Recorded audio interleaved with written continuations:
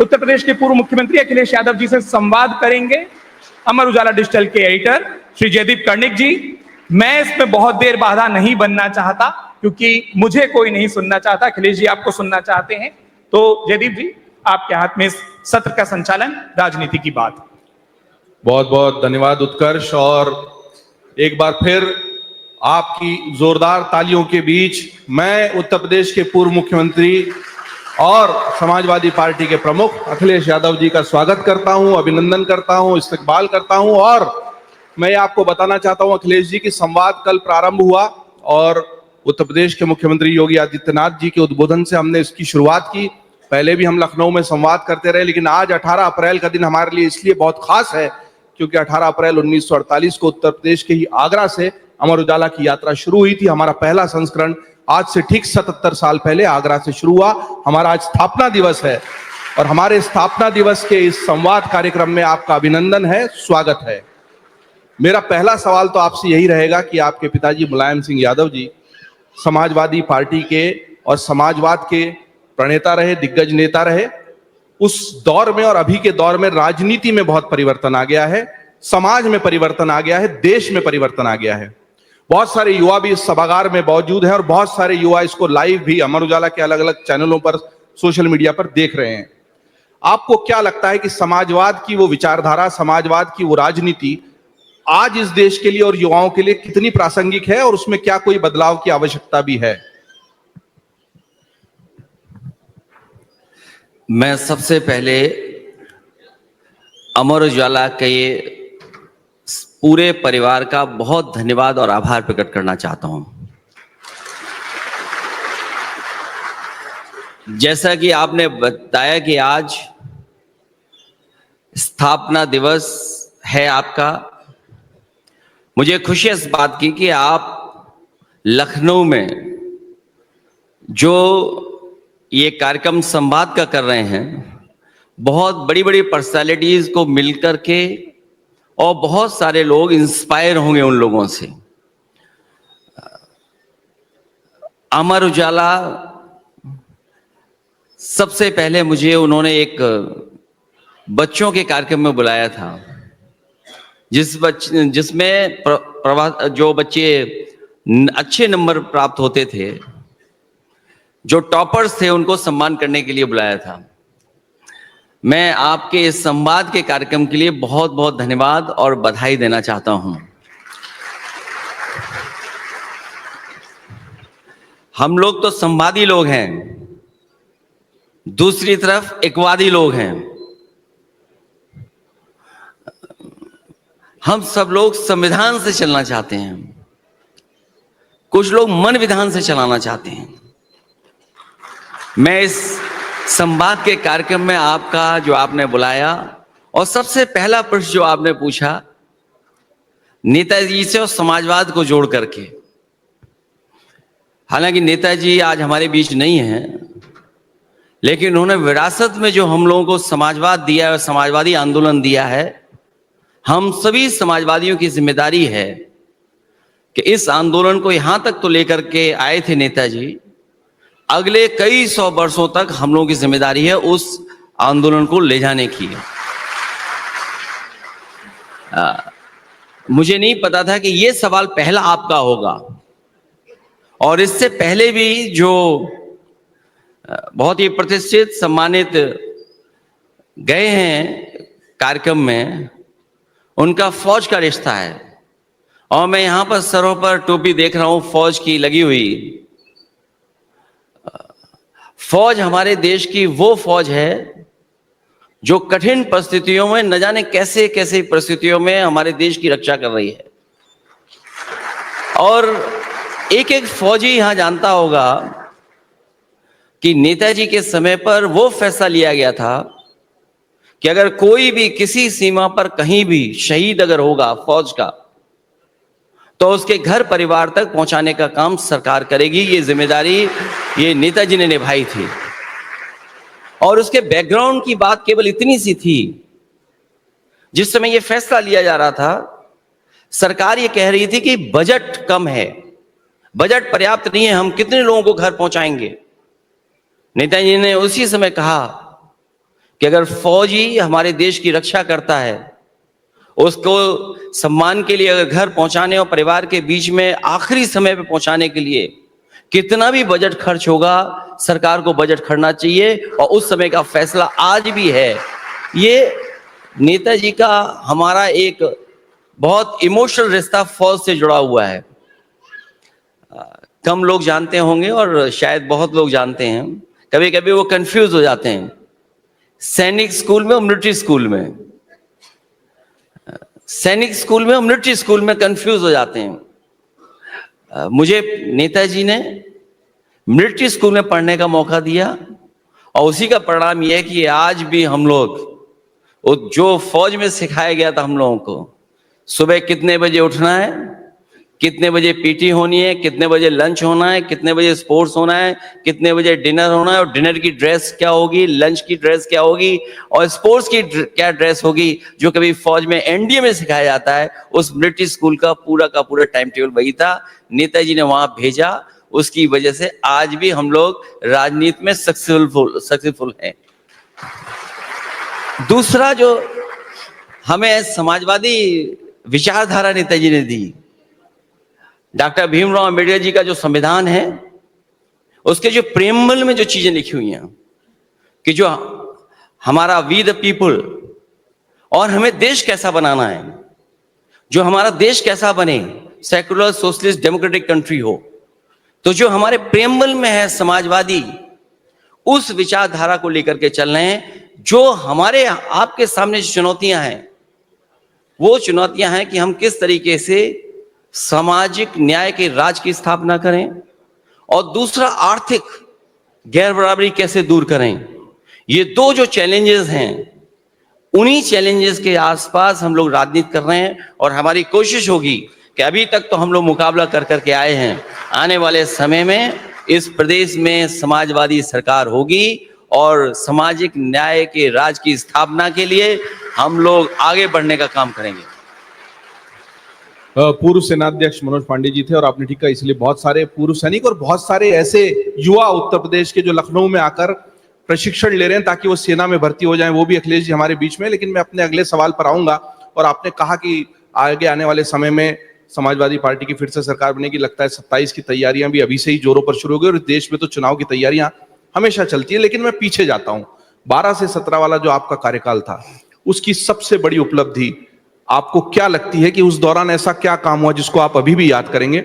मैं आऊंगा उसके बाद अगले सवाल पर। और दूसरा, उस वक्त की सबसे बड़ी चुनौती जो अभी भी आपको लगता है कि उत्तर प्रदेश के लिए चुनौती बनी हुई है। मैं आपका धन्यवाद देता हूं कि आपने 12 से 17 की उपलब्धियां पूछ ली।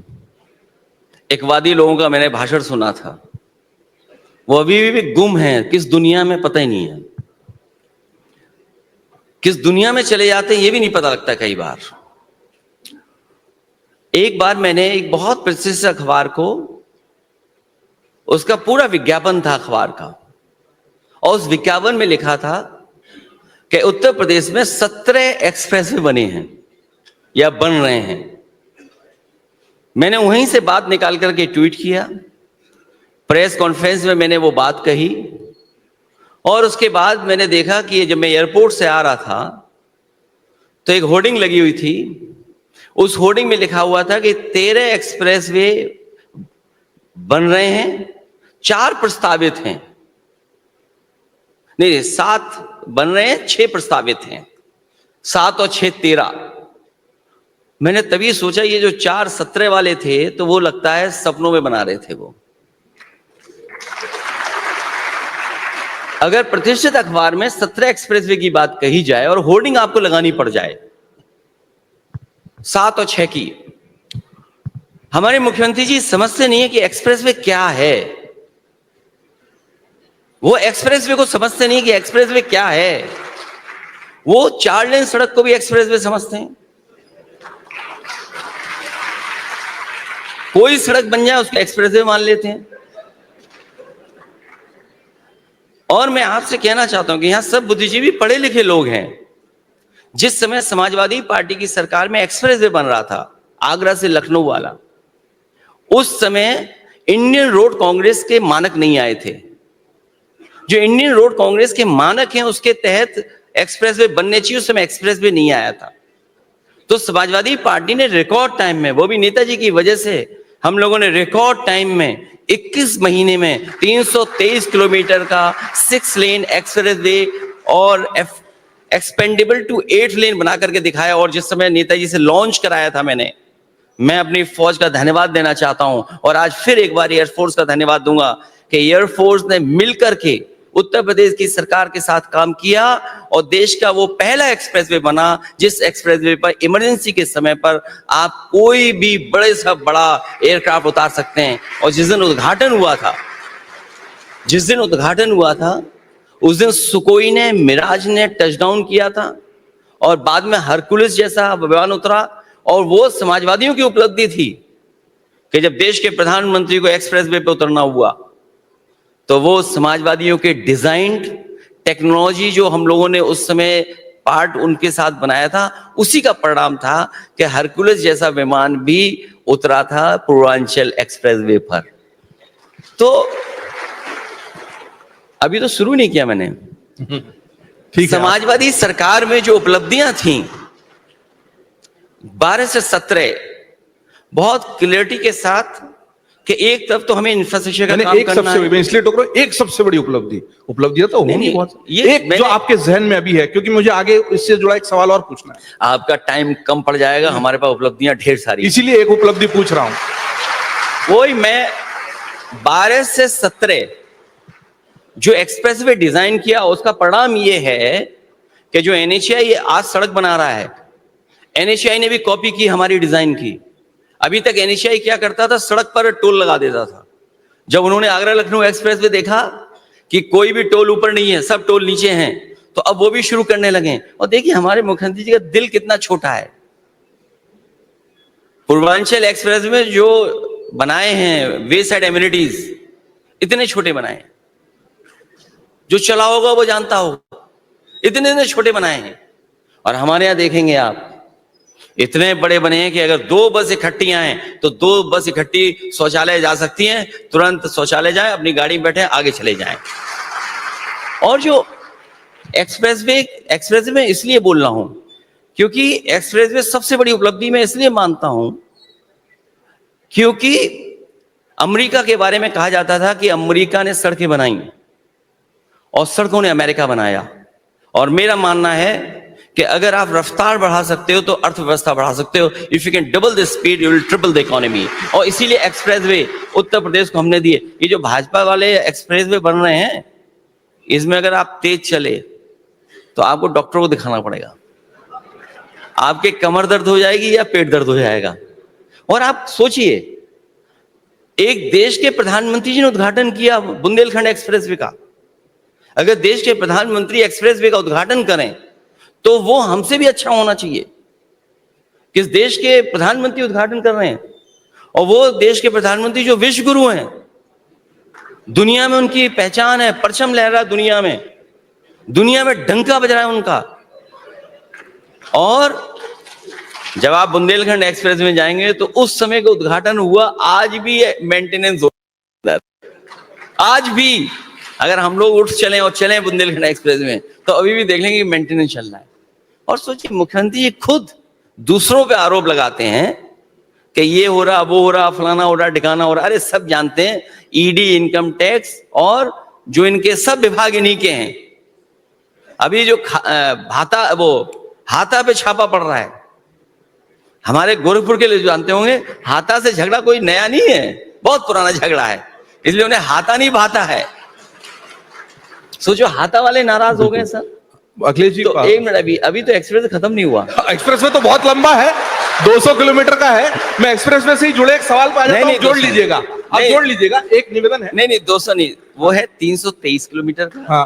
और जो नया हमने प्रस्ताव दिया था पूर्वांचल का, वो है 340 किलोमीटर का। और जब से सरकार गई है हमारी, 1 इंच भी इस सरकार ने जमीन एक्वायर नहीं की। सोचिए आप, अगर वो बन जाता तो हमारा बिहार से जुड़ जाता, बंगाल से, और स्टेट को one of the best world class expressway मिलता। तो अभी तो एक्सप्रेस और लैपटॉप की कहानियां मैं इतनी बताना चाहता हूं। समाजवादी सरकार थी, उस समय हम लोगों ने बच्चों को पढ़ने के लिए, डिजिटल डिवाइड खत्म करने के लिए और लैपटॉप एक जरूरत है, बच्चा अगर आगे पढ़ना चाहता है, क्योंकि टेक्नोलॉजी का इंट्रोडक्शन हो रहा था, उस समय टेक्नोलॉजी आ रही थी। जियो का जो इंटरनेट की जो व्यवस्था थी, यूपी में जो इन्वेस्टमेंट आया है जियो का, वो जियो का समाजवादी सरकार में आया, और उसका परिणाम ये हुआ कि बड़े पैमाने पे लैपटॉप बांटा, और एक एक लैपटॉप की कहानी है। केवल लैपटॉप नहीं दिया हम लोगों ने, वो लैपटॉप जिन बच्चों को मिला उनकी कहानी है, वो किस तरह पढ़े, किस तरह आगे बढ़े, आगे बढ़ने के साथ साथ उनके पूरे परिवार को उससे पढ़ने का मौका मिला। और हमें याद है, हमारे साथ शायद एक अखबार के बहुत अच्छे जर्नलिस्ट चल रहे थे हमारे साथ, और उन्होंने बाकायदा पूछा चुनाव के समय पर, उन्होंने स्टोरी की कि लैपटॉप केवल एक बच्चे को नहीं मिला है, पूरे परिवार को उससे पढ़ने मिलने का मौका मिला। और यूपी में जो समाजवादियों ने लैपटॉप दिया था, वो आज भी किसी गांव में होगा तो वो आज भी चल रहा होगा, आज भी खराब नहीं हुआ है। और नेताजी की फोटो लगाई हमने उसमें, अपनी फोटो लगाई कि जब ऑन करोगे तो हम और नेताजी दिखाई देंगे आपको, और उसकी नकल की इस सरकार ने, नकल की। जो हम लोगों ने लैपटॉप में अपनी तस्वीर रखी, तो इस सरकार ने नकल करके मोबाइल पे ले आए अपनी फोटो, और मोबाइल इतना घटिया दिया है कि यूं घिसते रहो वो चलता ही नहीं है। और ये लखनऊ शहर में जो हम लोगों ने मेट्रो दी है, लखनऊ में मेट्रो दी, कानपुर में मेट्रो दी, आगरा में मेट्रो दी, Noida to greater Noida metro दी, और दिल्ली से जोड़ने वाली मेट्रो दी। ये दिल्ली वाले बताएं और लखनऊ वाले बताएं कि इन्होंने कौन सी मेट्रो दी है। कोई एक मेट्रो दी हो तो बता दें पूरे उत्तर प्रदेश में। और मैं तो आपसे कहूंगा कि आप तो बहुत अच्छे पत्रकार है, अच्छा अखबार है, कम से कम इसमें रिसर्च टीम लगाइए आप, और वो सच्ची स्टोरी बनाएं कि इस सरकार ने मेट्रो का काम क्यों को रोक रखा है। पूरे लखनऊ का मेट्रो काम रुका हुआ है, और वाराणसी में भी दिया था मैंने मेट्रो।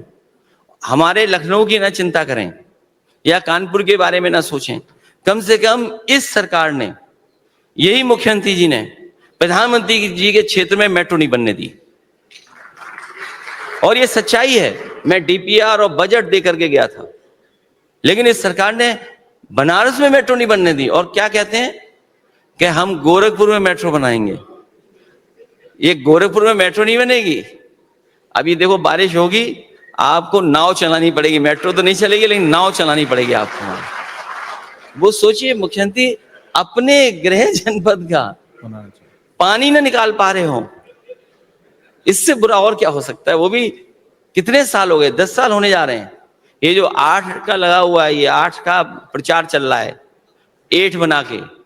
ये 8 नहीं है, ये जो डबल इंजन सरकार है ये 00 है। जब 00 जुड़ते हैं तब 8 बन जाता है।